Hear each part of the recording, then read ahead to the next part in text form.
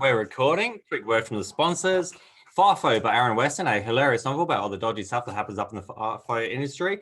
Fifo number 2 is coming out later this year, so keep your eye out for that one. And that's available at Aaron Weston Author, Instagram and Facebook accounts. And for the kids, on Children's Books by Aaron White on Facebook and Instagram. You got Australian Firefighters, Australian Police Vehicles, Australian Defence Force Machines, Australian Surf Lifesavers, Mining Machines Colouring In Book, Australian Paramedics, and you also got Australian Mining Machines, but just sold out, got more coming in, so grab yourself a copy of them. If you like what you're watching, please like and subscribe, and feel free to DM me or make any comments, positive, negative, I don't really care, bring it on, it's all good. All right, we've got a fantastic show ahead of us. We have Brett and Sheena from the Fifo Show. How you going, guys? Good. Hey, Aaron. Yeah, great, mate. Very good. My wife You've got some books there. Oh, yeah, I get bored really easy. Probably got 80. I think I saw him put up an Instagram story the other day where he's like, yep, I'll wake up at 2 a.m. to start typing, like writing a new book. And I'm like, you're mad. I'll go to the gym first. So, yeah, the alarm goes off at probably 1:30, 2 o'clock-ish, whatever. Go for a half-hour workout, just smash that out. Then come back, type for an hour. And then, yeah, start your 12-and-a-half-hour day and then collapse on the bed and then away you go. Why not? Love it. Here's me at like 7:30 this morning and Brett's like trying to get me out of bed so we could record this. I'm like, I still have half an hour in bed. Leave me alone. And you're like, coffee. Yeah. I have a coffee in here ready to go. Sweet. All right. Yeah, we'll get started. Hey, today I just want to hear your story, like how and where you guys grew up, any life-changing events, and how you guys end up doing what you're doing today. Yeah, no worries. I'll go first. I grew up in the island state of Tasmania, in a small town called Queenstown on the west coast of Tassie, which is a small mining town, population of, I think, only like a couple of thousand people when I was living there. Typical stuff, went to school there, managed to score an apprenticeship there as a Sparky, which was a pretty good opportunity because it was sponsored by the mine in town. So I had the, I guess, luxury of getting on-site training at the mine site, but also doing a bit of training in town, doing domestic electrical stuff as well. So that was a good opportunity. Got to see different sides of the trade. Sorry. And then from there, I eventually became a tradesman and got a full-time job underground in the mine. So I became an Underground Sparky, which I absolutely loved. And for some reason, I always wanted to work underground, so I managed to get that start. From there, the mine ended up closing down and I left Tasmania and moved to Townsville, and started my Fifo career in Townsville, just flying to a mine site near Cloncurry. So basically, like most Fifo mine sites, it was in the middle of nowhere. And then from there, I was lucky enough to meet this lovely lady in Townsville.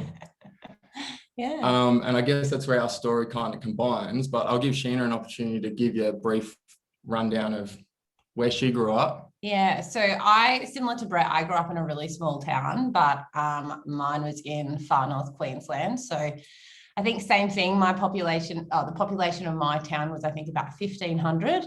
And I lived out of that town I grew up on a banana farm. So quite like isolated, I think, as a kid, but it was only a 10-minute drive in town and we were back with our friends and whatnot. So yeah, I started out there and then eventually moved to Townsville once I left school, and that's where we met. And then I guess from there, we, with Brett working FIFO, I was working a corporate job. And then eventually we left there too, and now we're in Perth. So we'll probably talk about that, I'd imagine, in this episode, because that was a bit of a pivotal time for us. But yeah, now we're in Perth. We'll chat about that. Go for it. So you go. Yeah, right. So on the spot. So I guess like a lot of 20-something year olds, you start going, oh, I feel like I want a bit more out of life. than just, you know, spending the next 50 years in the working, you know, I guess Just working just in general. Yeah. So we just started discussing options of traveling overseas, potentially, you know, moving to Canada and living there and doing a snow season or something like that. And we ended up settling on the idea of traveling Australia in our car. So for about a year and a half, we saved like crazy and bought ourselves a 4-wheel drive and got that all decked out and set up with a rooftop tent. So I guess we were kind of roughing it, but we quit our jobs and hit the road. Yeah, I think it's worth noting though, like both of us, I felt at that time were just quite unhappy in what we were doing. So I was working a corporate job, I felt like I'd made it. Like I was like, I'd got to the highest point within that role that I could have gone. And I thought that once I got there, I'd be happy, and I just wasn't. So it just meant a lot more stress, you know, more working hours, better pay. But I'm like, at what point does that even matter anymore if you're not happy? So that was kind of where I was at. And then, you know, Brett and I were talking, and same thing. He was on a 2-and-2 roster, and he was going out to work every week, and he was just hating life. And I'm like, what are we doing? Like, yeah, we're on a really good wicket in terms of our salaries, but that's not it. Like, what's the point of having this money if you don't even have the opportunity to spend it? Because it was really difficult for me to get annual leave. When he was home, he was at home for 2 weeks by himself because I was always at work. I'm like, why are we still doing this? Like, we're mad. And we were early 20s at the stage, and we were like, okay, how can we look at the positive in this? The positive is we're earning really good money. So let's make the most of that, save like mad. And we still had really good social lives, but we just changed what our social lives look like. So it was more, you know, catching out friends, you know, for dinners at their houses and at our house and stuff like that, versus going out to, you know, a bar or a pub or whatever and having lunch. And spending easily, you know, $100, $150 on food and a few drinks, really. So we made quite a few changes. And then I was in a really fortunate position with my family. My stepdad was able to build us like a custom built tray and canopy. Aluminium tray and canopy, which has just been our saving grace for when we hit the road. They also very conveniently own a hardware camping and fishing store. So we were able to kind of nearly fully kit out our whole setup at a really good price. So we were really lucky with that. And then, that was it. Whoops.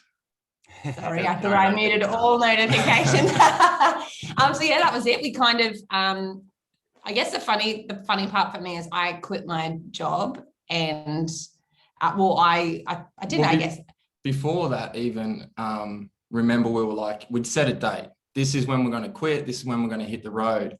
And we got to, I think it was around December of that year, and we had about a month until we're going to quit. And you got offered the team leader's position. Yeah. And then from there, it was like, do we still quit next month, or you have the opportunity to do a 6-month secondment as a team leader? Yeah. What do we do? So we went through, I guess, the tough decision of, you've been working your ass off for the last 4 or 5 years to get this position.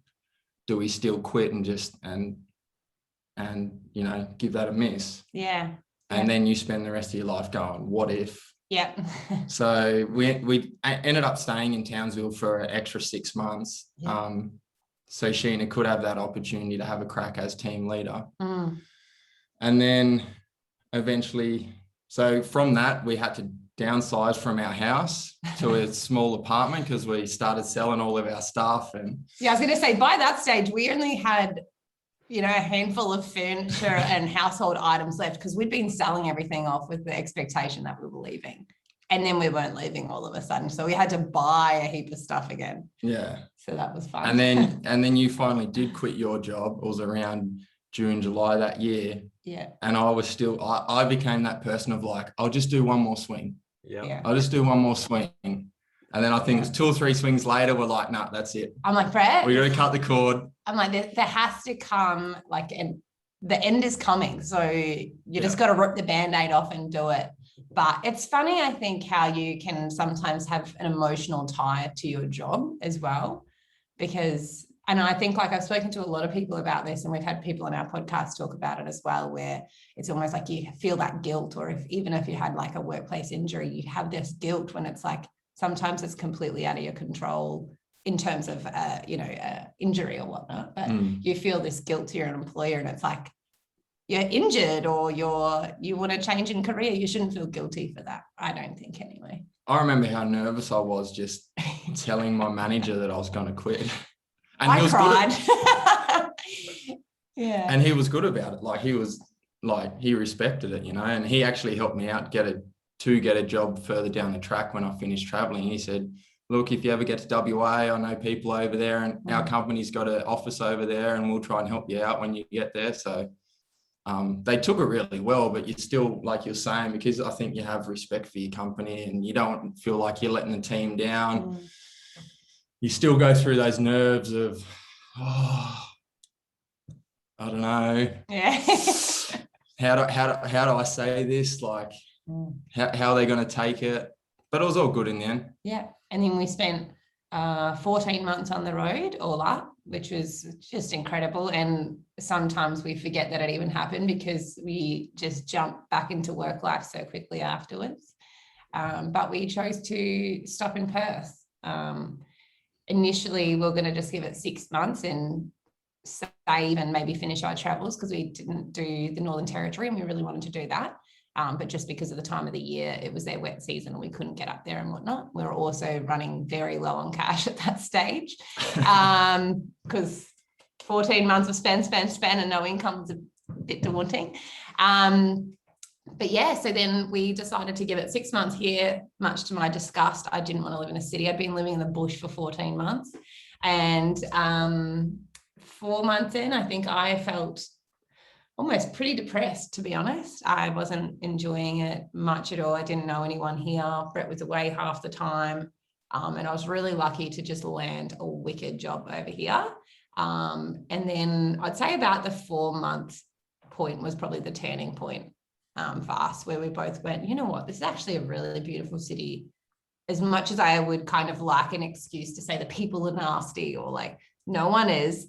Everyone's so friendly and welcoming, and we've made some really good friends in these 4 months that we've been here. So we moved out of our tiny little apartment into a house, and 2.5 years later, we're still here. I'm still here. So have you done the Northern Territory yet, or because of the whole COVID? No. I think we would both love to. Oh yeah, we would love to. Like, we understand how good, how open and free the Northern Territory feels, and how untouched I think the area is up there. But yeah, once we settled in Perth, we almost feel like we, I don't know, landed on a bit of a gem. I think Perth is a city that most people in Australia don't actually understand how nice this place is. Yeah. I know even in my head, when I thought of Perth coming from the eastern states, the first thing you think of is, man, that's a long way away. And secondly, I guess I had more of an thought in my head that it was similar to, say, like Kalgoorlie, surrounded by red dirt and deserts. Yeah. And then you come here and it's like beaches as far as you can see, and they're just beautiful. Yeah, nice green parks and stuff like that. And I'm like, oh, it's not just like a concrete jungle like that I was expecting a city to be. So yeah, we love it. The best thing too I find about Perth is you get everything you would want out of a major city, but it still feels like it's got like a bit of a small town vibe to it. Yeah. Like, it doesn't feel like a Sydney or a Melbourne where it's like rush, like people living on top of each other and stuff like that. But you still have the major city things, like you've got that AFL and all, big concerts and that come to Australia, come to Perth and stuff. Yeah. Back when they used to come to Australia. Pre-COVID. Are you guys going to settle down here or settle down back home? I would probably say here. We're in the process of planning our wedding at the moment for like the 3rd time, because again, COVID and whatever. And I was even just speaking to family last night, and they're like, oh, so, would you ever just consider having the wedding back here? I'm like, no, because I'm like, we live here. Not only that, just with what Brett said about when you're on the East Coast, Perth or WA seems so far away. I'm like, unless we bring people over here by having our wedding here, they may never visit us. So I'm like, I want them to kind of see what we love about it and share in it a little bit of our lives. Obviously it's a bit hard being away from family, but no matter where we live, we're going to be away from our family. With Brett being from Tassie, me being from Queensland, one of us are at least going to be away from our family. So and we are trying to get our family to move to us. Yeah, we're trying. Well, like we do this big spiel like we just did about how much we like it and that everyone should just live here. So then we don't have to ever leave. So Sounds good to me. yeah. That's good. So how have you found being a FIFO partner? So you said it was pretty lonely. Is there any like I was about going to say mums groups, any women's FIFO women's groups, how you can connect with other FIFO partners and stuff? Did you try any of them? I haven't actually. I know there are some, women's groups and stuff, but to be honest, I've never got on them. I think where I initially, like the most I've ever struggled was when we first moved to Perth, because when I was in Townsville, I was essentially from Townsville or from the area. I had heaps of friends there. While Brett and I met there, I already had established really great friendship groups and my social life was on point. Like I had a great social life. So Brett would go away and it was just like, I just transitioned back to just kind of what I'd normally do and hanging out with mates and having barbecues and this, that, and the other. And that was fine. But when I moved to Perth, that's when I was like, well, I don't just have these friends or these family members or whatever that I can just go over to their house or they can just come and visit me. I'm not getting invited to lunches and all of this stuff, but I'm also a very independent person. So while I didn't reach out to any like FIFO wife pages or anything like that, I did crazily, now that I think about it, just reach out. There's like a Perth ladies page on Facebook. And I was just feeling depressed as hell at home. And one day I was just like, Brett, I've made some friends on Facebook and I'm going to their house. Like I'm going out to dinner. And I was driving to their house at like 8 o'clock at night. And I think you might've been underground and not on night shift, but I would have been at work. He would have been at work. Yeah. And I was just like, by the way, I'm going to this woman's house, blah, blah, blah. And he's like, are you sure it's a female? Like, yeah. Are you? I was thinking the same thing.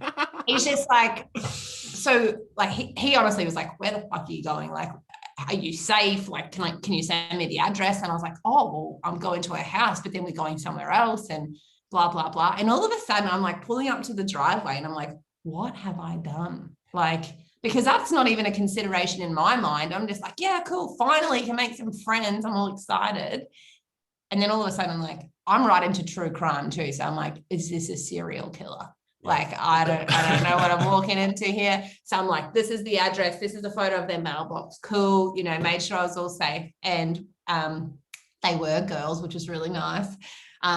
Still alive to tell the tale. And I went to we just went to like a bar in Fremantle, and crazily enough, and it's crazy how the world works, but a couple of the other girls that were there were from Weipa in Far North Queensland, and we had been in Weipa on our travels. We have friends up there, and they were all mutual friends. They knew friends of ours, and we just chewed each other's ears off the whole dinner. And it was really good just to kind of just meet someone and have a conversation with a point of interest as well. So I was kind of friendly with those girls for a bit, still great girls. But I think eventually I found my feet here and it was fine. But in terms of loneliness, I think, again, I'm quite independent and pretty good at keeping myself entertained. Even now that we have the podcast, there's been a bit of work going on the back end of that, just kind of setting things up and a bit of marketing and stuff. So it kind of keeps me busy and I enjoy it. I like a bit of freedom as well. So I think it works for us. Oh, sweet. Well, you just mentioned the podcast, so we'll transition into that as a smooth transition. Tell us about the podcast. Yeah, so the podcast, as you mentioned, is called The Fifo Show. So the basics of that is we, similar to what you do, is interview people that live and work in the FIFO industry and live the FIFO lifestyle. So even partners and stuff get involved. So yeah, we just want people to be able to share their stories and experiences for the rest of the world. And I guess the underlying thing is we want everyone to, I guess, understand what the FIFO life is like. Yeah, I think it's a little bit just about creating awareness as well, because That's it. one thing with us is everywhere we go, people ask that, how do you find being a FIFO partner? What's it like working away? What's it like working underground? How do you find night shift? Anytime we're introduced to someone new, I feel like we're bombarded with questions. And it's great. I mean, it's a conversation starter, but particularly, I think we've never lived in, even the small town that Brett grew up in, and while it was mining, we've never lived in, a larger city or town that's so mining dominant. And because of that, there's so many people that are interested in the lifestyle here. I personally find that they, have some idea, or they might know someone who works in FIFO, but, we've been to barbecues and stuff now, and we've had randoms come up to us and like, hey, I listened to your podcast because I have a friend who works FIFO and I just wanted to know a little bit more about it. And they're like, it's so interesting, some of these stories. And I'm like, oh, wow, really? Like, sorry, who are you? And it's great. I just think, I think it's about the people as well. Everyone's story is different. Everyone's situation is different. Everyone has a different story to tell, right? So it just gives them an opportunity to tell a little bit about what FIFO life is like for them. And also, while we often get on there as well, just the two of us, and just kind of talk about some challenges that we personally go through, and also the pros, the cons, the good, the bad, and the ugly, I guess. And we like to have a pretty good laugh along the way too. So we try and keep it pretty lighthearted and fun, but yeah, we love it. Yeah, we do. It was also a bit of a COVID midlife crisis type of situation. This is, just to be clear, we never kind of thought we would do something like this. But I think a lot of people have gone to kind of podcasting, and, especially during COVID, a lot of people were in their houses, right? And we kind of thought, if all these other people can do it, I think we can at least give it a crack. And yeah, it's been a fun little hobby we've started. Are you guys up on YouTube yet? No, not yet. This is our first video interaction, and I can see myself in the corner. I'm like, I don't know if I like that. It's almost a bit of a practice run, isn't it? Yeah. We've got a few guests lined up that want to do the video chat, like a few friends and that from back over east. But we've sort of been putting it off a little bit because we're a bit unsure of we like having someone sit in with us and getting that personal interaction. But we know at some point we're going to have to take that jump and start doing the video chat style. But so I guess it's a bit of a practice run for us. Yeah. Yeah. What is it? I think my first 20 episodes, I didn't feel comfortable in front of the camera. I just thought, I didn't like the look of myself, or, you feel subconscious or whatever. Yeah. So I was like, so all the first 20 odd of my episodes are all just on Spotify and Apple Podcasts and stuff like that. And I was like, I actually don't really care what people think. If they don't like me or they do like me, I don't really care. So I was like, I'm just going to try this, bite the bullet. So yeah, which I'm kind of spewing about, because I actually had heaps of cool guests that would have been really good, filmed.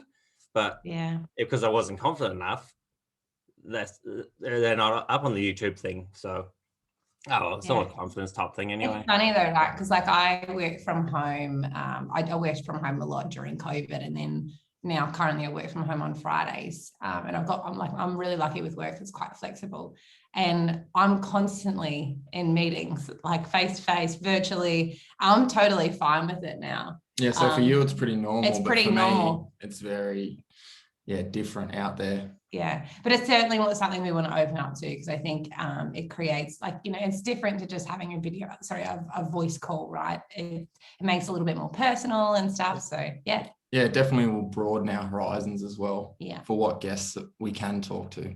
Yeah, sure. Yeah, you're pretty limited if you just do they have to come to your house at the moment. Is that how it works? Well, no, that was just currently how we were kind of doing it, because I think some of the guests that we had initially, we were just fortunate enough that they were all in Perth. Yeah. Whereas now we've got a few people lined up that are interstate. So we watch this space, because they're going to have to do Zoom calls unless they're willing to fly over, which I doubt for the sake of an episode. So yeah. So what's in the future for you guys? Where do you want to take the show? Where do you want to take your lives? Whatever. I think for lives, I'm happy to kind of, this is it for me. I'm like, I love Perth. We've just moved house. The thought of moving house again just sounds terrible to me. So I'm like, well, I'm hoping we stay here. Yeah, we for a don't fair have, while. I wouldn't say we have any big grand plans for our life as such. Like, we are very settled here in Perth. Probably the next step is to plan this wedding and try and get that off the ground. Yeah, wedding. And then I guess the natural progression after that is kids. But as far as the podcast goes, we've been doing it. We did a little mini workshop the other day, Brett and I did, I think it was like last Saturday, and we're just really trying to get all the marketing stuff sorted. I tend to do all of the marketing aspect of things. That kind of correlates with my current skill set. So I feel like I can contribute somehow because Brett does all the editing.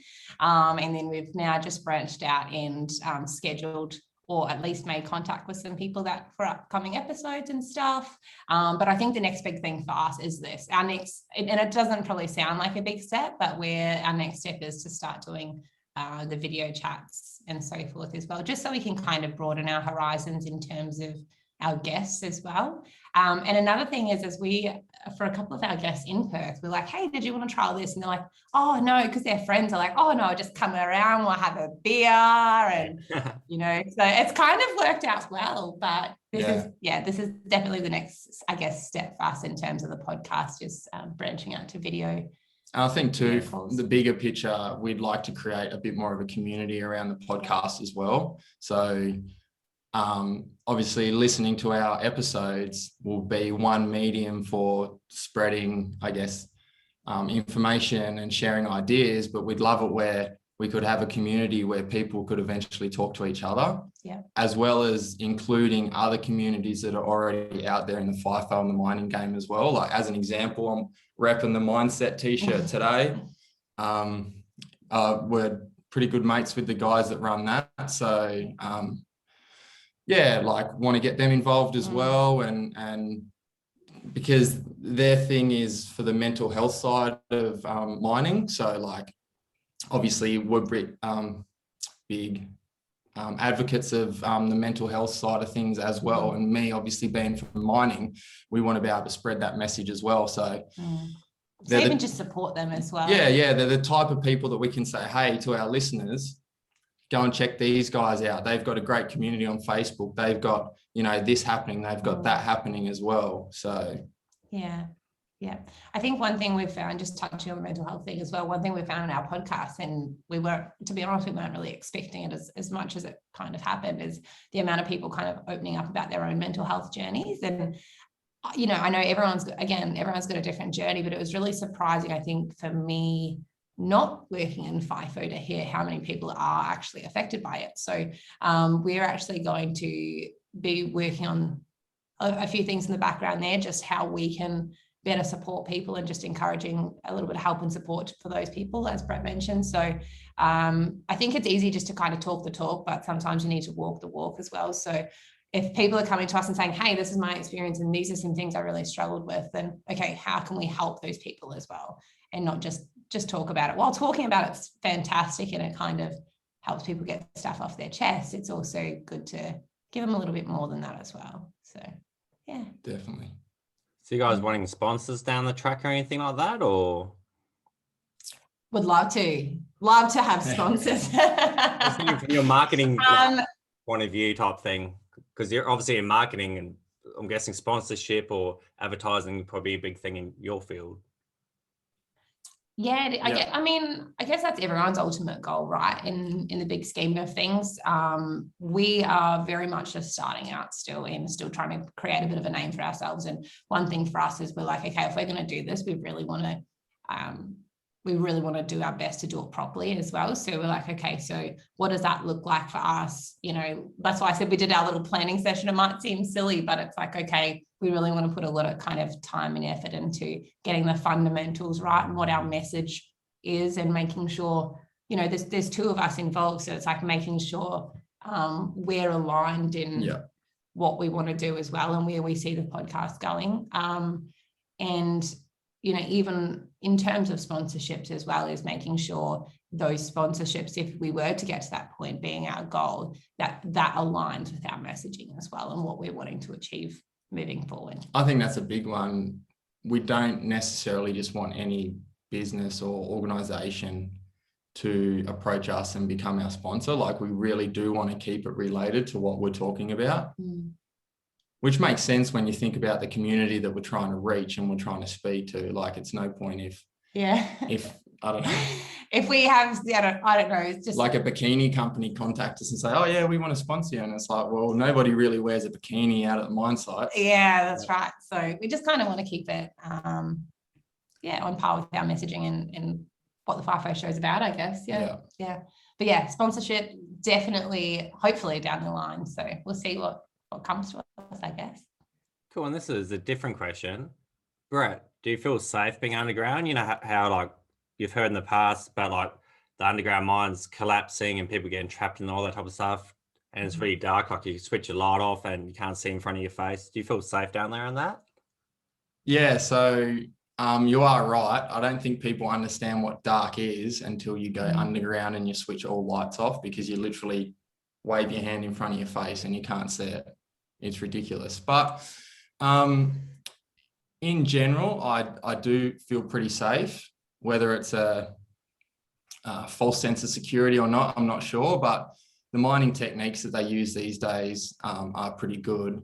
And mate, I have been fortunate that I've worked at some pretty good mines where the ground conditions are good for mining anyway.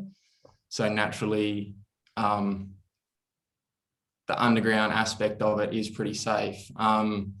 And the companies that I contract to are very professional as well. Like the one I'm currently contracting to have been around for 30 years. So it's not their first rodeo. Like they do know how to run an underground mine, and when they see conditions change underground, they change their ground supports to suit. So it is good. In saying that, I've worked underground for 6 to 7 years now. And in that time, I personally know of 5 people that have died underground. So it's always in the back of my mind, whether it is an industry that I want to stay in long term. I've kind of always said to myself, I'm one, like, it sounds pretty shitty saying this, but I'm one major incident or one death away from me just giving mining up altogether. Because at the end of the day, it's just not worth it. I think too, like I know Brett, there's a previous site that Brett worked at and he just felt like it was quite unsafe. And I just remember how kind of off-putting that was for you, because he was just like, it's a shit show. Like, he's like, this is not, like, it's not safe. I think that mine temporarily shut down for a short period of time as well. And he was just kind of like, I'm not surprised, like that had to happen because of just, you know, I guess it just wasn't kind of safe in some aspects, not obviously in all aspects, but I think safety is a big thing. And I think if you've got trust in the people you work with and that they're doing the right thing, then that can maybe give you a little bit more confidence to feel absolutely safe as well. But you do put a lot of, like, you rely on your workmates a lot more than you realize, because, you know, for me, I'm a Sparky, so I do one part of the bigger picture underground where I just run cables and install electrical infrastructure and make sure there's power in different locations of the mine. Where, you know, you take the jumbo operators as an example, they're the guys that are actually installing the ground support and all the mesh and the bolts, and you know, you put a heavy reliance on them to do their job properly and make sure the ground support is up to spec. But then you take it back a step and you say, well, you put a big, you rely on the mining engineers and the guys designing the mine in the first place that are given the correct plans to the jumbo operators, and then they're installing it to that correct spec. So yeah, you do rely on other guys a lot. But in general, like I've said, the last couple of mines I've worked at are very safe, and the companies that I contract to are very professional. Do you want to go above ground? Yes. Yeah. I want him to go above ground. He loves underground though. I find the idea scary, but you like the underground aspect. So I would like to go above ground soon. Like I have worked above ground before in copper mills and stuff like that. So I do have a little bit of experience there. At this point in time, I guess I've probably gotten a little bit too comfortable with my job underground, and it's what I know and it's what I'm good at. Yep. But I also know that it's hard work and it's hot conditions, and the physical labor side of things is very high. So yeah, maybe in the future. Any surface companies out there looking for a Sparky, hit me up. So I'm like, any sponsors and the surface Sparky. You think it'd be pretty easy to get a job though, being a Sparky in the open pit? So No, not. yes and no. Probably now with things picking up, it probably could be a bit easier, but I'm also a little bit worried that I've possibly been tarred with that brush of like, you're an underground Sparky, because it is very different to other type of electrical roles. And some employers see that, oh, you've worked underground for the last 6 years, like you're not experienced in whatever they want you to do.